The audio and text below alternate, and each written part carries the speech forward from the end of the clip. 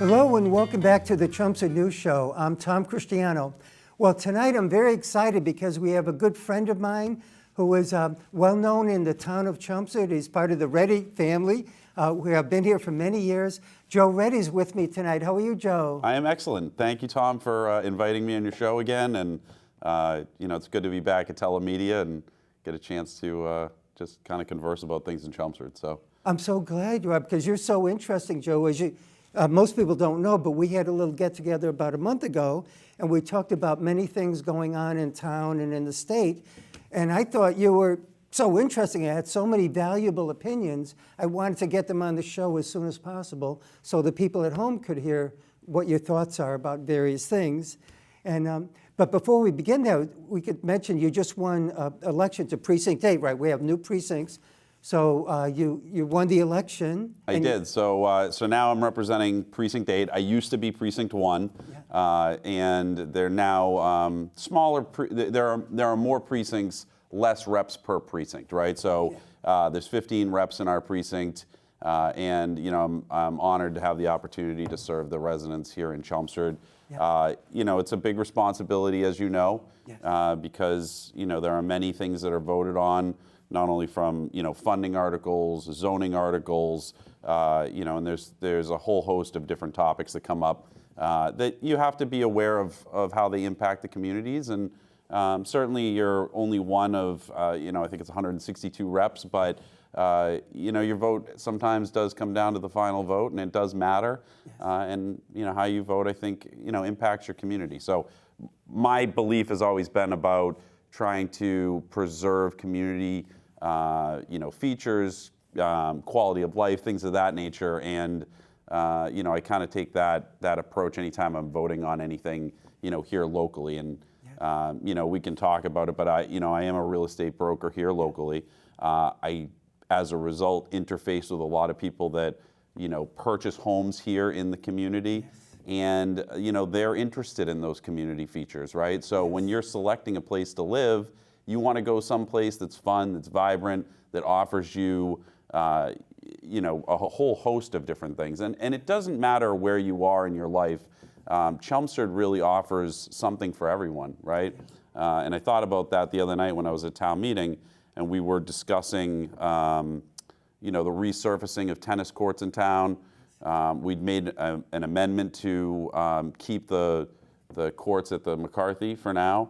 And the reason for that is they're a great community feature for the town, and people like using them. No different than we have a senior center that's used by many seniors. We have a CCA that's used by people that enjoy the arts. We have turf fields. We have track and fields.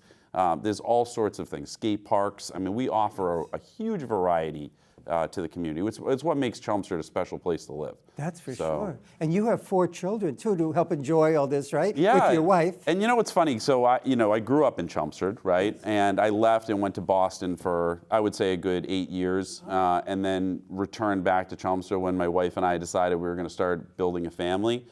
A lot of the community features I hadn't necessarily utilized over my lifetime, but you'll find that if you're involved in particular activities, like scouting is a good example, you really get a chance to kind of delve into some of these things, whether it's cranberry bogs, whether it's, the maple syrup houses and things like that, things that you might not have utilized. Now that you have kids, you kind of get dragged into these things, and you realize how special they are and the kind of memories that they can create, for you and your family and just for people in general. My wife and I and the kids, we got an opportunity to we have a new dog. It's a golden doodle. Very cute. Oh, beautiful. 4 months maybe old. I saw him on your Facebook page. Beautiful. Yeah, we went out to the cranberry bogs. We went and walked the trails and everything there. And you really get to take in, how special that is, right? It's not something that I do all the time, but, you get to see really what the town has done as far as creating parking for,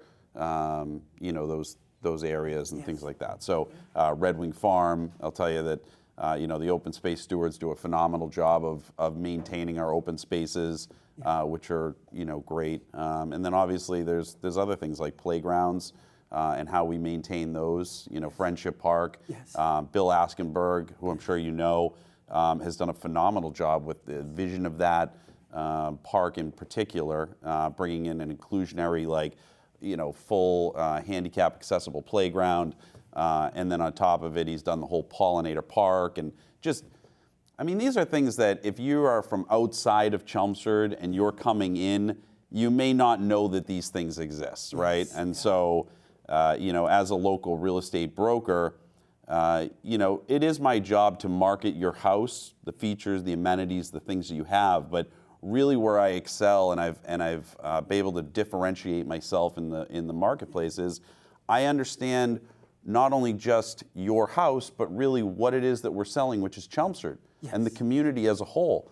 And a lot of times when I do open houses, people will come in and they know that they may want a ranch or a colonial or a split, but they just don't know what community they want to live in, right? They want somebody that can provide a level of consumer confidence that Chelmsford is a great place to live. Yes. And you got to be able to give them concrete examples of what makes Chelmsford great.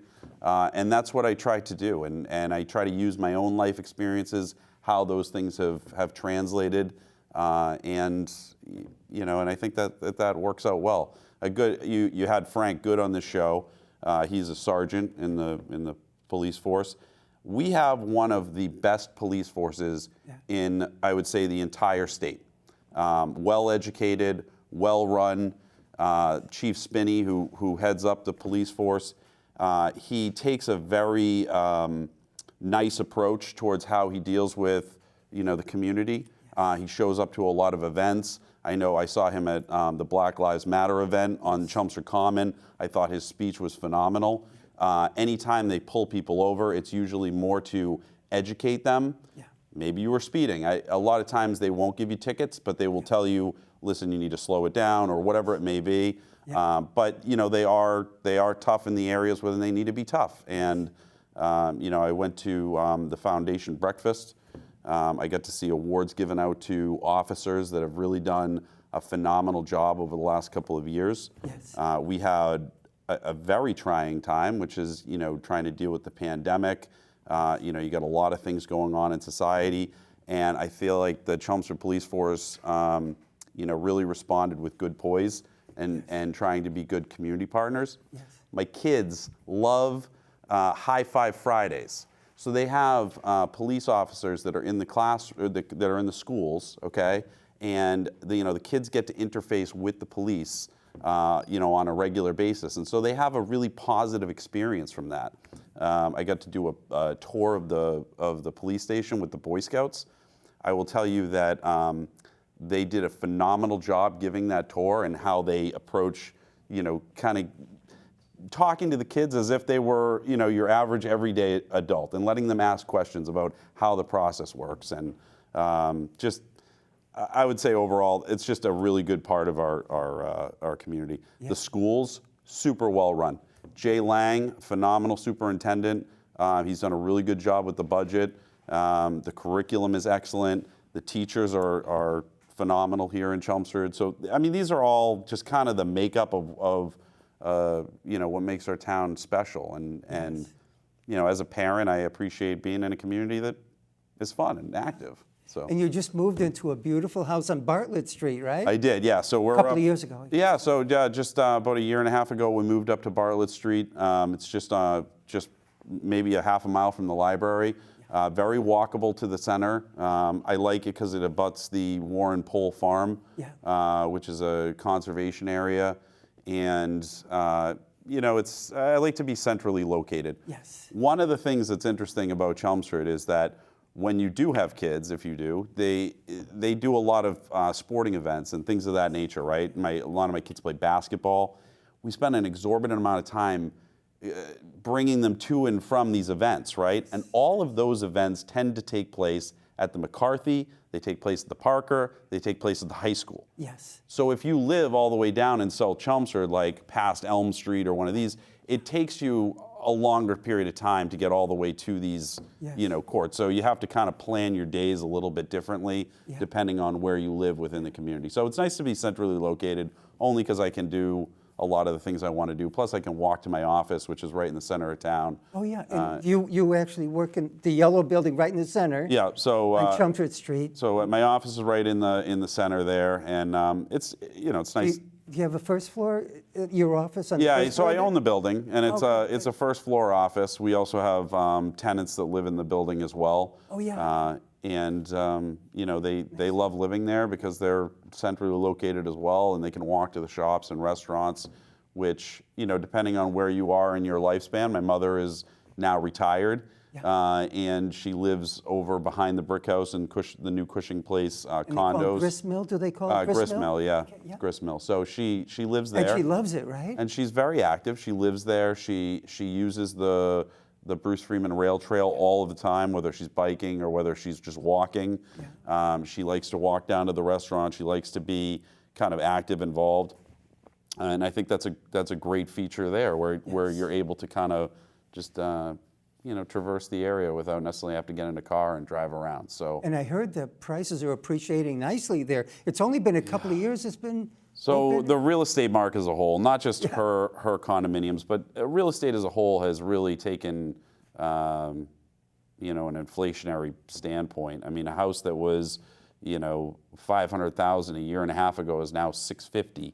It's people have seen a massive amount of appreciation in their properties, and it's not just in real estate; it's across the board. Whether it's in lumber, my wife and I were talking about a pack of 4 yogurts that we used to buy. It used to be $2.99. Now it's $6.99. Really? It's crazy. Like you look at the pricing of just everything has gone up. Yeah. And so one of the problems that brings is that people's salaries are now going to have to come into line to be able to meet these same costs. And it's seniors that I feel the most bad for, because they're on a fixed income. Yes. These things start to go out of control, and they don't have the ability to really adjust for it until the government, provides, more subsidies or what it may be. So, that's kind of the difficult thing that you see in a market like this where things are inflating. And you had Sergeant Frank Good on here talking about, the police union looking for their pay raise.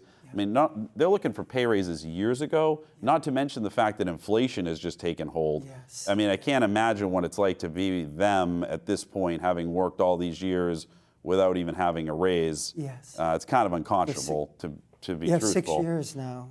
And I think, unfortunately, we just had town meeting. Yeah.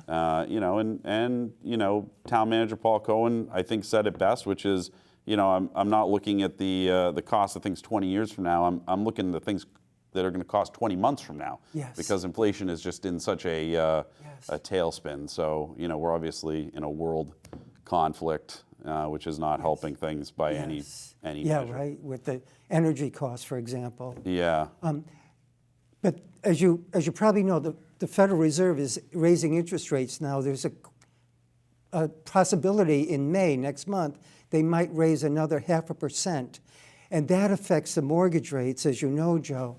So I would assume with mortgage rates going up, won't that cause housing prices to either stabilize or maybe even start coming down? Yeah, it will, and we've already started to see it in the market. So I'm not a mortgage professional, so this is just kind of a overbroad view of interest rates. But people were getting interest rates in the 2s and 3s just several months ago, and now I've seen people getting rates in the 5s. Yes. And so that 2% difference is a huge factor for buyers. And so what happens is it reduces their buying power. Yes. When the buyer's buying power gets reduced, it actually affects the seller. One of the reasons why sellers have been so fortunate, I should say, is because buyers had good interest rates. They were able to borrow money at a cheap amount, and they were able to get more because the interest rates were lower. So, this will definitely stagnate things. Yes. For good or bad, right? I mean, I think in some respects, the hyperinflation that we've seen is not good for anyone. No. It's unpredictable, and it creates all sorts of animosity within the market. But you also don't want to see things go into a tailspin where you end up in short sales and those type of situations. Like we did 2008, was it? Yeah, so I mean, when I started Ready Real Estate, everything was a short sale. What year was that? That was in 2010. So right after that, things are starting to go back up a It little wasn't bit. until probably 2012 that the market had finally hit the bottom and Right, started to stabilized. make Wow. its way up. Now, I think that there's marketable differences in those the market in 2008 and the market now. You know, back then it was more about how they had securitized private mortgages and things of that nature. You know, this is really inflation across the board, Yes. right? So it's not just housing, it's everything. Yes. So I don't think you're going to see necessarily a bubble, right? Right. But I do think you are going to start to see some hiccups along the way where, you know, I think buyers should be a little bit cautious about, you know, where they stand in the marketplace right now. And, Yes.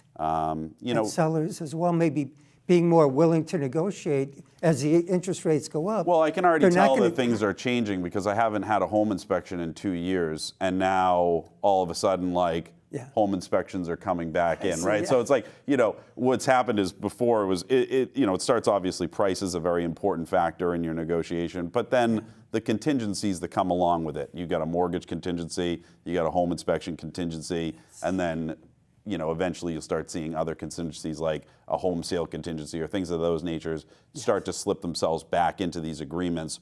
Whereas a year and a half ago, unless you were all cash and ready to close in 2 weeks, you know, you probably were getting outbid, right? You know, Yes. now it seems to be kind of coming back to more of a regular offer pattern, The way it used to be, yeah. which is good. Yeah, Listen, I felt bad for buyers for that time period. Yeah, you it know, must have been so tough. buying a house without an inspection, I'm not saying that you have to negotiate after an inspection, but understanding how a house operates, understanding the things that you know, may or may not be wrong with Oh, it. yeah. Yes. And you know what? A lot of these people are buying it after a 15-minute tour of a house. You know, there are some things you just can't know about Right. from a 15-minute tour of a Yeah. home, whether that's, you know, post-powder puff beetles or termites or, you know, it might even just be miswiring within the system. Yes. And Yeah. again, you don't necessarily have to negotiate on it, just knowing that those are things you may need to fix or Yes. having a budget in place to be able to address those things. And so it's been a tumultuous market for the last 2 But years. it must have been great for you as a broker of Ready Realty. As a listing do- broker, it was fantastic. Yeah. You know, I You was. must have, because you sold everything so quickly, right? Above asking price in most cases, right? You know, what I liked about it the most was that I was able to spend more time with my family. And because Oh, 'cause it was so in the quick. past, right, when I started in 2010, it may take me 6 months to 2 years to sell a house. And in that time frame, I may run anywhere between 10 and 26 open houses. Well, open houses take a tremendous amount of your time and effort, right? It's not only just being at the open house, it's the preparation that goes into the open house. Yes. It's the follow-up phone calls that go into after the open house. So those activities tend to take up a big portion of your time. So by having the ability to sell a house within a quick period of time, I can then allocate that time to my family and be able to do some more things that I wasn't able to do in the past. I personally didn't sell more. I kind of always had the same amount of activity, whether markets have been good or bad. And I think it's just a matter of I'm not necessarily out there to sell everything. I'm just trying to make a decent living like anyone else. And so that But it must have been fantastic, though, during the past few years, right? it's just I mean, with the demand being it's so less great. stressful in the sense that, you know, when you get into these negotiations with a buyer or a seller, and as I've progressed in my career, I don't take any of it personally anymore because it's not my property, you know. But people do get very agitated about negotiating contracts, and so, you know, you try to do your best and try to keep everybody on a even keel and a level playing field.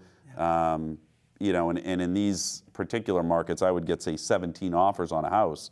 It was more of a challenge in keeping track of every offer, you know, and every component of the offer. I have these master spreadsheets now that I keep so that when offers come in, I plug in all of the information so that the sellers, we can sit down on like a 30,000 foot overview and go, okay, what do all these offers look like? What are the best ones, and how do we go about going back to the market. So there is definitely different challenges depending on what the market may be. That's amazing. 17 offers you've had on one house. Yeah, I've had up to 36 offers. No, Yeah, really? Yeah, but My I had a God. condo in Drake, and this was just as this market started to go crazy, and it was unpredictable. That is amazing. Yeah. So it was up to the buyer to eventually pick out the one winner seller, yeah. of the 36. Yeah. I'm sorry, the seller.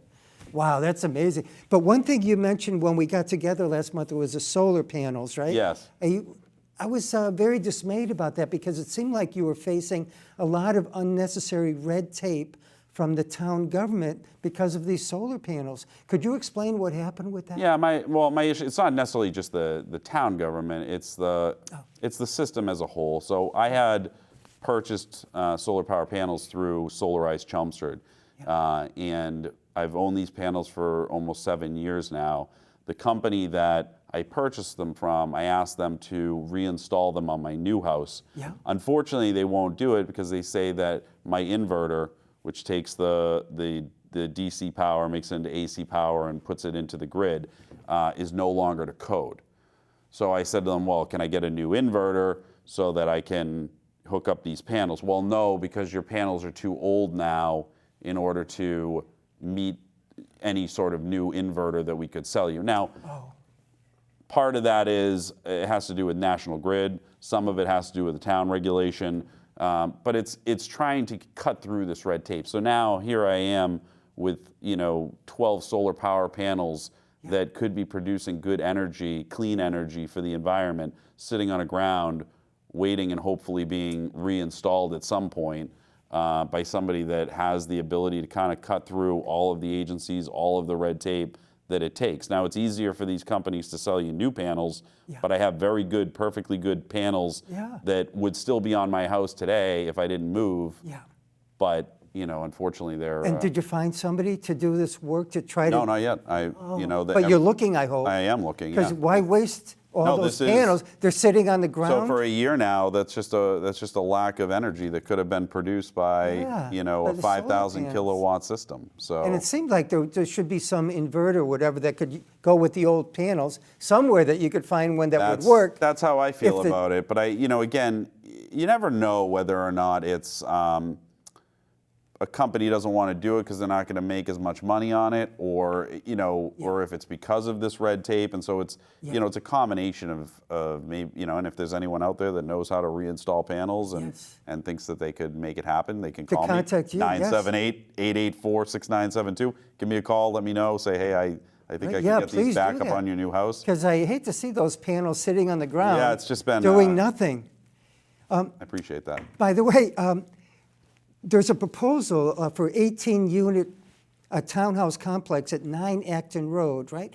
What do you think about that, Joe? Do you think that's a good idea, or because that's right near your office in a sense and your home? Actually. Yeah, I mean, I would have preferred to have seen it be a commercial like restaurant or something of that nature. The proposal itself, it's pretty high density for the amount of land that it is. 18 units, 18 homes. I just built 10 units on 3 acres, and I felt like that was a little bit tight, but it worked. And how many acres is this? I want to say it's about an acre and a half. An acre and a half. Yeah.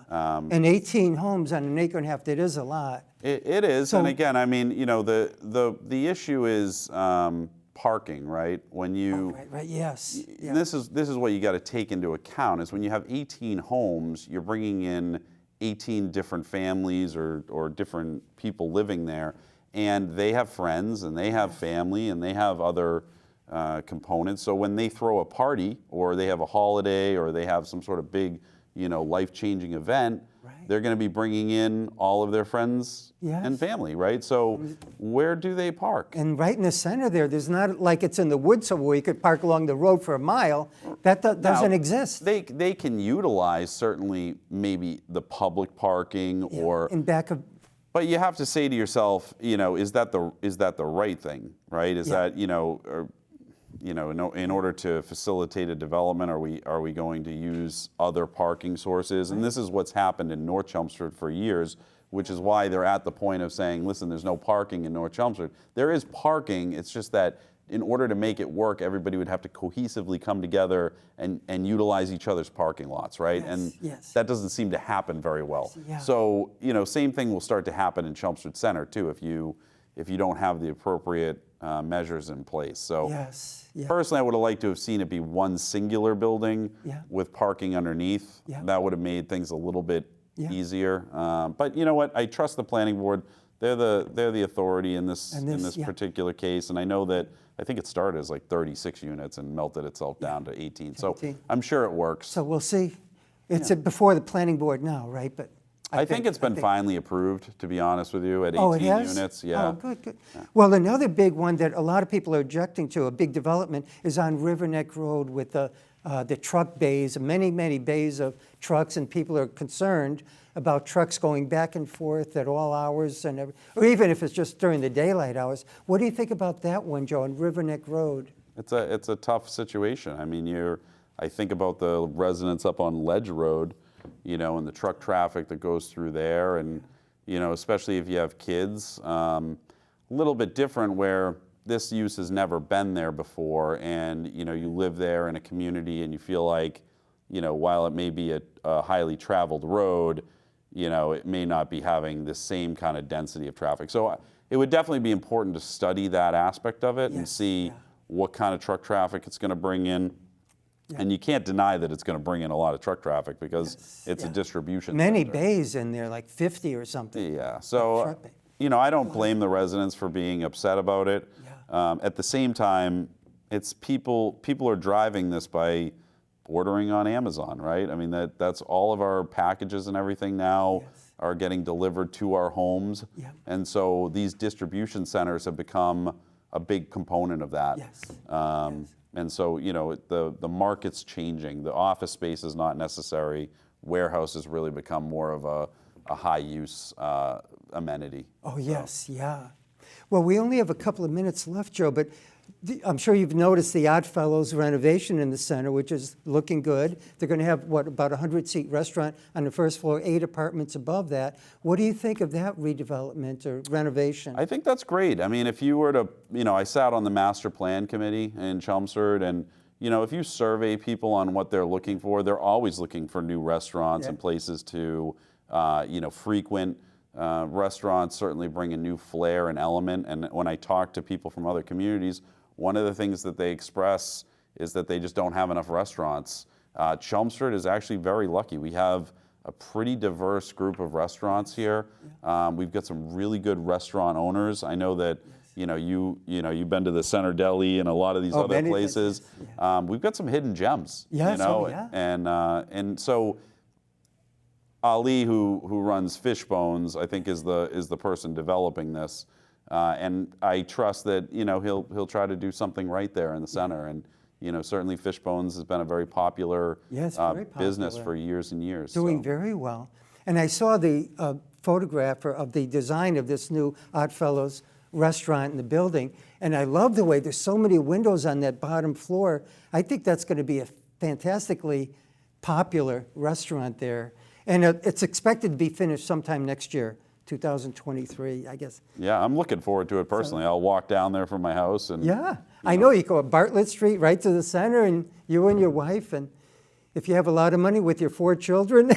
Well, that's the one thing I will say is that, and people tend to get a little crazy about pricing sometimes, but if you want some of these newer places to come in, the prices are going to be a little bit higher. Yeah. I will tell you, I love Summer Street Grocers. Just a great place. I've been there a number of times. Oh, yes. Good yeah, for the like Harrington family. yeah, kind of her quick. daughter. Frankie who runs it. He's just a great operator, and Yes. I've been able to get stuff like quick. Especially if we run out of something. So Yeah.